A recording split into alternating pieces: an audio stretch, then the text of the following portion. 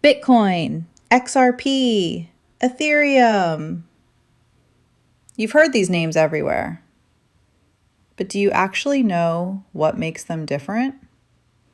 Because they are not the same thing, not even close. And if you're thinking about putting your money into crypto, buying the wrong one for the wrong reason could cost you big. Today, I'm breaking down all three in plain English. By the end of this video, you'll know exactly what each one does, who it's for, and which might make sense for you. Welcome back to Crypto for Real People. If you missed last week's video on what crypto actually is, go watch that first. I'll link it below. Today, we're going one level deeper. Bitcoin, the original. Let's start with Bitcoin, because everything else came after it.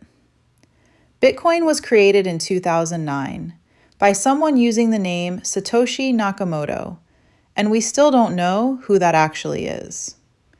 Bitcoin was designed with one purpose: to be digital gold. Think about gold. Why is gold valuable? Because it's rare. You can't just make more gold. Bitcoin works the same way. There will only ever be 21 million Bitcoin. That's it, forever, baked into the code. No one can change that. Now, Bitcoin is slow, and it can be expensive to use for everyday transactions. But that's not really the point. People hold Bitcoin the way people hold gold, as a long-term store of value, as a hedge against inflation, as a "I don't trust the system, so I want something real" asset. Bitcoin is the most trusted, most recognized, most institutionally adopted cryptocurrency in the world. When people say crypto, most of the time, they're thinking of Bitcoin. Ethereum, the computer. Ethereum is completely different. Ethereum isn't really trying to be money. It's trying to be a global computer. Think of it this way. Bitcoin is like gold. Ethereum is like the internet. Ethereum allows developers to build applications that run on the blockchain. These are called decentralized apps, or dApps. Everything from lending platforms to digital art markets to insurance products can be built on Ethereum. The thing that powers all of it is ETH, Ethereum's currency. So when you hear about NFTs, DeFi, or decentralized finance, that world mostly runs on Ethereum.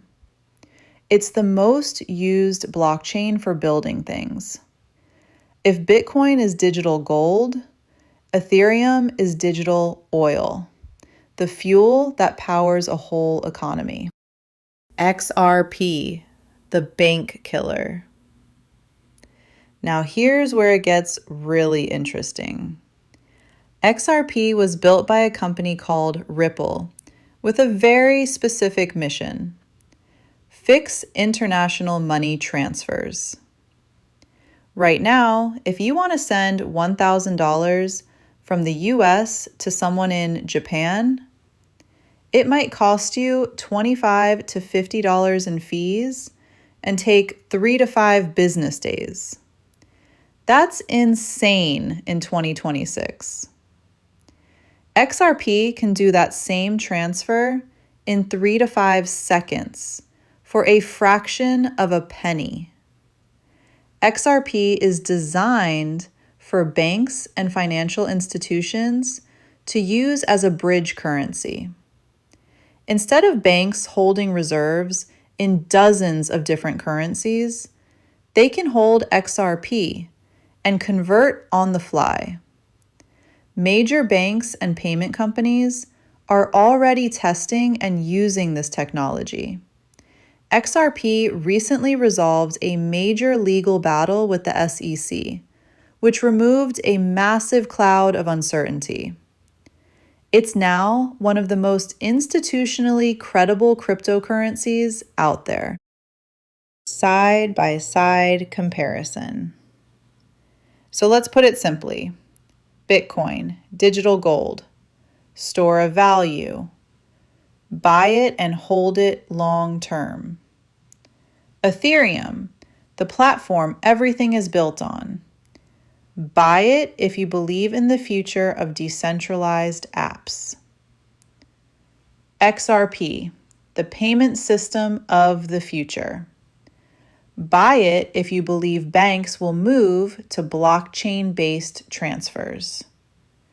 They're not competitors in the way people think. They're actually solving completely different problems. A well-rounded crypto portfolio might include all three. Next week, I'm going to walk you through exactly how to buy your first $50 of crypto. Step by step, on screen, no skip steps. It's easier than you think. Hit subscribe so you don't miss it, and drop a comment below which of these three interests you the most. I read every single one. See you next week.